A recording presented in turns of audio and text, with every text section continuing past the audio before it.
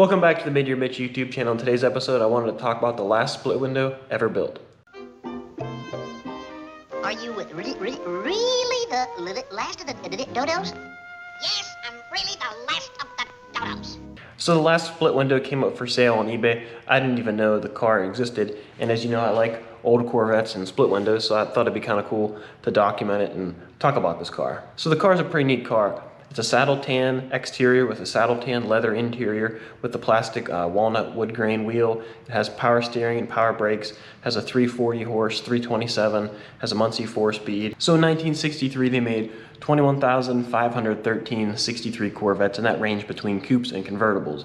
And your car would be anywhere between there. They made coupes and convertibles, you know, for as many orders as they had. And then on the trim tag, that will tell you what body number the specific coupe or convertible was in the sequence.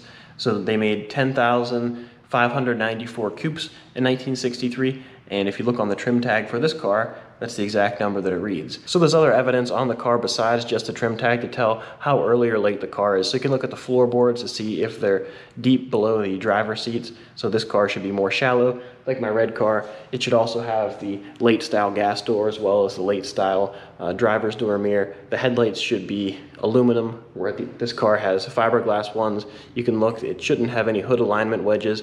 They kind of used them throughout the production, but the later cars would not have those wedges, and the car also has a walnut steering wheel, which was available in later 63s. So all that stuff adds up to show that it is a late car. So when this car first popped up for sale, it was listed at $500,000, and now it's down to $300,000. And that's a heck of a lot of money, especially because you can buy a really nice split window for in the $100,000 to probably $150,000 range, which is still a lot of money. But the only comparable car to this I can come up with is the last production 67 Corvette Coupe that sold in about 2007. The car was fully restored, its numbers matching. It was a 390 horse, 427, 4-speed, silver. It was a really nice, stunning car. It had a lot of paperwork, really nice body, and that car brought $660,000 at auction. Now, if you brought this car to auction, maybe it would do the same. But I haven't seen the car personally, so I don't know what the condition is. The seller says that it's been restored and it's in really nice condition. So that's up for whoever buys the car to determine, you know, what the value is. But I believe if this car was an NCRS top flake car or Bloomington Gold car, restored perfectly, or it was a really nice survivor, I believe that it would be worth that amount of money. But I haven't seen the car.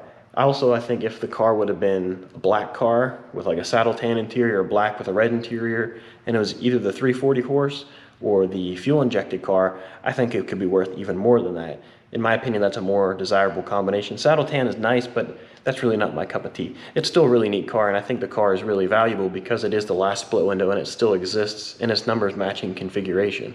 But with all that being said, there are some things on the car that aren't exactly original. Like it has power steering on it. You couldn't order an L76 or an L84 car with power steering, and that's a good upgrade to do on any car. But personally, for me, if the car was going to be 100% perfect for it to be worth the max amount of money, I would think that it should be 100% original, just like the way it left the factory. That's the way that I would do the car if I had it. One thing I almost forgot. There's also something that's a little bit strange.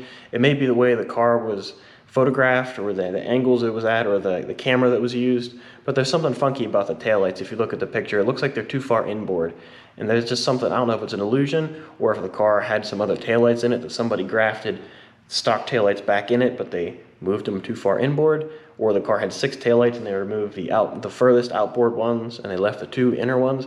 I don't know, there's something that appears to be wonky, but like I said, it could just be the way the pictures were taken. But either way, it's a really cool split window. I just wanted to share it with you guys. I think it's pretty cool that it still exists.